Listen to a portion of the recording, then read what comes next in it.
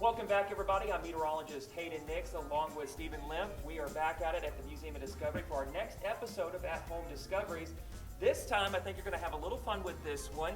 And parents, though, you're going to have to advise and help the kids out because we are going to be involving a little electricity and a little heat as well. Absolutely. But this is going to be pretty fun.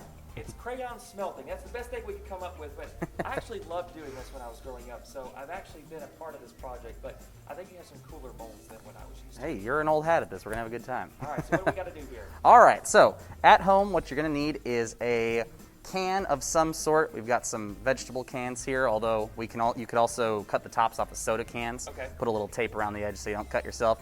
You're going to need some colorful crayons. All right. This will be our wax. This is the solids that we're going to heat up and melt down into liquids, which we can then put into our molds. All right. We've got a little extra wax here that I'm going to add just because our molds are kind of deep, but if you just use some extra crayons or have some shallower molds, it should work fine. Okay. Some scissors to cut those crayons up, and like you said, because we're going to be dealing with some heat, I've got some tongs so I don't burn my delicate hands. Gotcha. So here at the museum, in order to do this, we're going to be using a griddle. Okay. But at home, you could use your stove, top, anything like that. Put the can in a pan, heat it up, should work out just fine. Okay. So, first thing that we're going to do, and Hayden, since you're the master, you're going to help me out with this.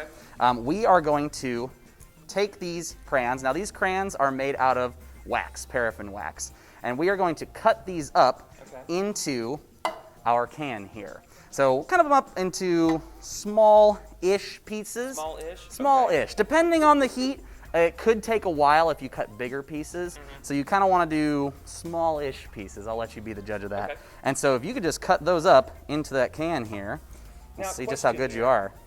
When you were talking about heat here, what type of setting would people need as far as if they're doing it on their stove or griddle like that? You don't want a very hot temperature. You just want it enough to maybe get it to a melting point? Absolutely. So the melting point of wax, paraffin wax of this type, is somewhere above about 100 degrees Fahrenheit. So I'm honestly doing a little bit of overkill with this griddle. I'm going to have it set to about 200, 250 degrees.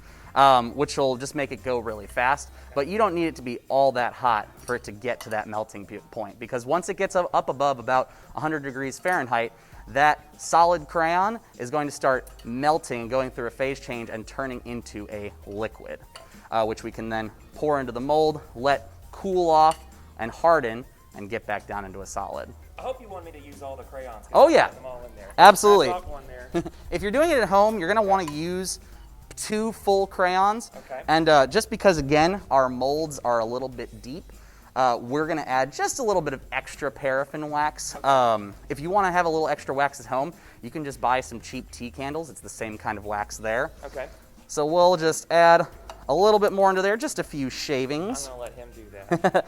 Now, really the most important part of this experiment is what kind of colors you're going to pick. Okay. You want your crayon ingot or whatever you want to call it to be some sweet colors. Right. So really bright colors are nice. If they're kind of sparkly crayons, that actually shows up in the ingot. We'll see in my example, I did not pick pretty colors. And so I made just about the ugliest example that you could ever imagine.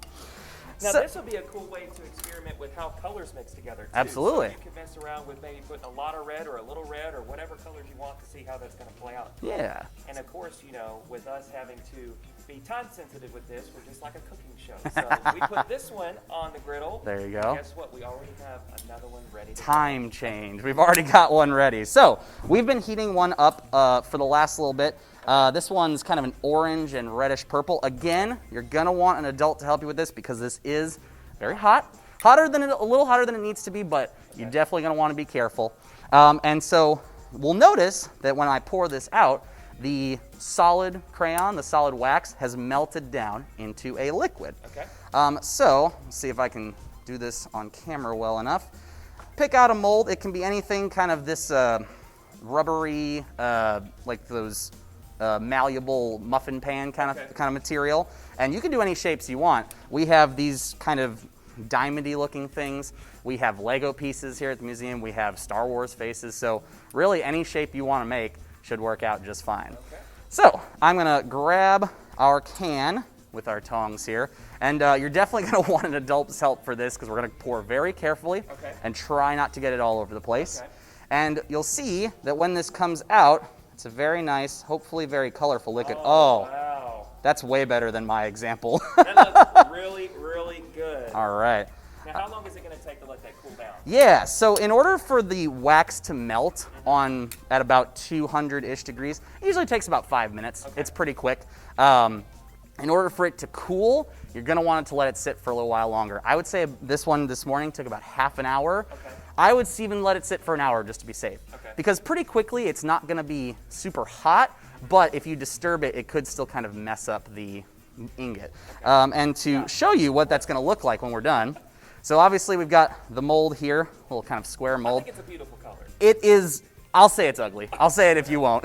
I was trying to be nice. But the cool thing is, after about half an hour to an hour, this very liquidy wax will cool and become a solid again, reforming in whatever shape you made the mold in.